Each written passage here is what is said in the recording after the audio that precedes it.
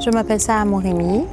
J'ai grandi en Iran, à Téhéran. J'ai fait mes études à l'université de Téhéran en ingénierie électrique et puis bioélectrique.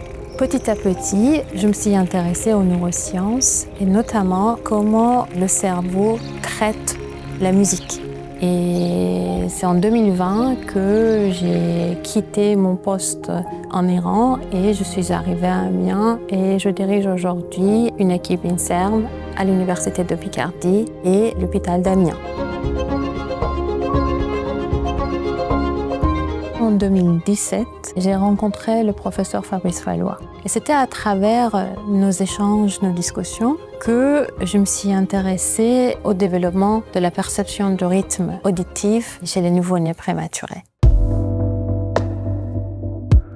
On sait que le cerveau d'un fœtus perçoit les informations sensorielles, que le fœtus est entouré du rythme, comme le battement du cœur de la mère, la respiration. Le rythme joue un rôle très important, fondamental dans le développement de l'enfant, dans le développement du langage, des comportements musicaux, des interactions sociales.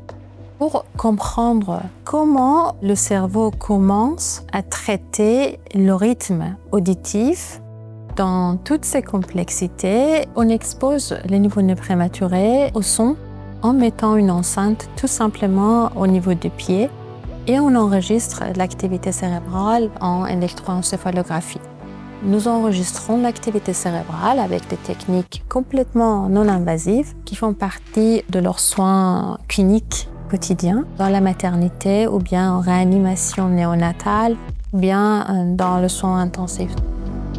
On utilise plusieurs types de stimulation, un rythme simple à 3 temps, à 2 temps, ou bien des stimulations un peu plus riches comme une comptine. En 6 années de recherche, nous avons recruté un peu plus de 200 nouveau-nés prématurés et nous avons démontré pour la première fois que les capacités cérébrales pour le traitement du rythme auditif existent déjà avant la naissance et que ces capacités se développent progressivement pendant le 3e trimestre de grossesse. Au moment de la naissance, on arrive à un traitement élaboré du rythme auditif. Par exemple, le groupement des syllabes pour comprendre des mots, pour comprendre des phrases. À cause d'une naissance prématurée, l'environnement sonore de l'enfant change. Les nouveau-nés prématurés ne sont plus exposés au rythme maternel, par exemple le battement du cœur, le rythme des pas de la maman. Dans la continuité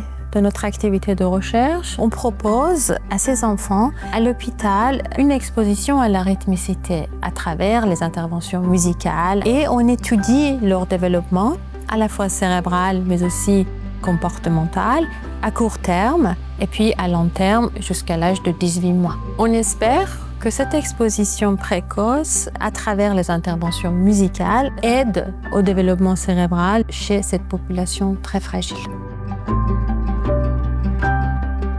Ce prix m'a beaucoup touchée puisque pour moi, il représente une reconnaissance scientifique par les spécialistes du domaine et par les scientifiques. En fait, je crois énormément en effet levier de ce prix proposé par la Fondation pour l'audition pour notre recherche à venir sur la perception auditive.